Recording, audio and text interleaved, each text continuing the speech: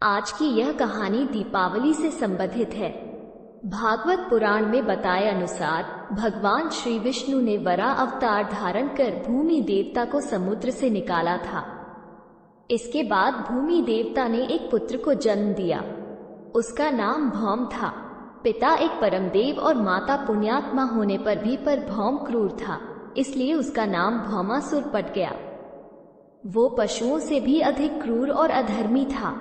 जैसे जैसे उसकी आयु बढ़ रही थी वैसे ही उसकी क्रूरता भी प्रतिदिन बढ़ती गई। वो सबको नरक जैसी यातनाएं देता था। उसकी इन्हीं करतूतों के कारण ही उसका नाम नरकासुर पड़ गया। नरकासुर प्रागज्योतिषपुर का राजा था। उसने ब्रह्माजी की घोर तपस्या करके वर प्राप्त कर लिया था कि उसे कोई देव दानव मनुष्य कोई नहीं मार सकेगा। कुछ दिनों तक तो नरकासुर अच्छे से राज्य करता रहा, किंतु कुछ समय बाद उसके सारे असुरी अवगुण उभरकर बाहर आ गए। उसने इंद्रदेव को हराकर उन्हें नगरी से बाहर निकाल दिया। नरकासुर के अत्याचार से देवतागण त्रस्त हो गए। नरकासुर ने वरुण का छत्र, अदिति के कुंडल और देवताओं की मणि छीन ली और त्रिलोक विजयी हो गया।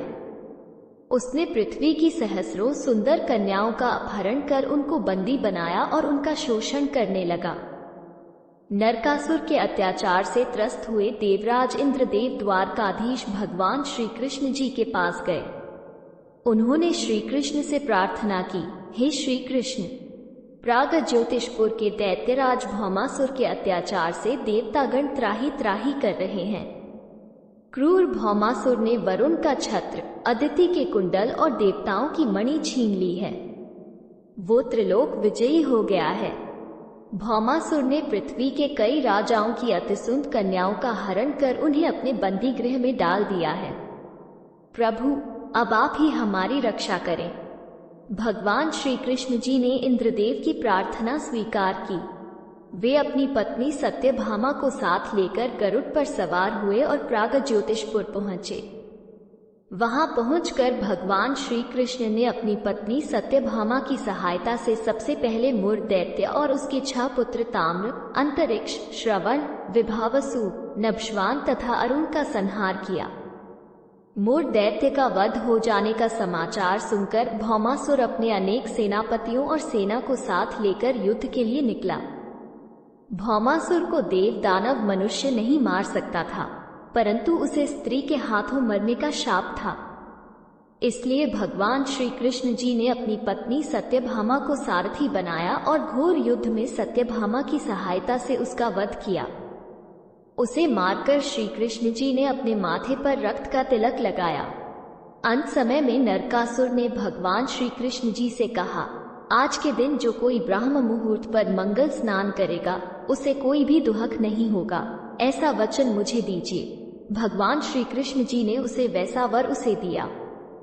इस प्रकार भौमासुर को मारकर भगवान श्री कृष्ण जी ने उसके पुत्र भगदत्त को अभयदान दिया और उसे प्रागज्योतिष का राजा बनाया। भौमासुर के द्वारा हरण कर लाई गई 16 सहस्र कन्याओं को श्री कृष्ण ने मुक्त कर दिया। ये सभी अपहरित कन्याएं दुखी और अपमानित थी। उस समय में भौमासुर द्वारा बंदी बनाई गई इन नारियों को कोई भी अपनाने को तैयार नहीं था। तब भगवान श्री कृष्ण जी ने सभी को आश्रय दिया। उन सभी को श्री कृष्ण अपने साथ द्वारकापुरी ले आए। सर्व स्त्रियों ने भगवान श्री कृष्ण की आरती उतारी। द्वारका नगरी में वे सभी कन्याएं स्वतंत्रता से अपनी इच्छानुसार सम्मान पूर्वक रहने लगी। नरकासुर वध का दिन कार्तिक कृष्ण पक्ष चतुर्दशी का था। इस दिन भगवान श्री कृष्ण जी ने नरकासुर का नाश किया, इसलिए इसे नरक चतुर्दशी कहते हैं। नरकासुर ने मांगे वर के अनुसार इस दिन ब्रह्म मुहूर्त पर अभ्यंग मंगल स्नान करने का महत्व है। इस दिन साथ ही नरकासुर के वध के प्रतीक के रूप में लोग पैर से कारी नाम का फल कुचलते हैं।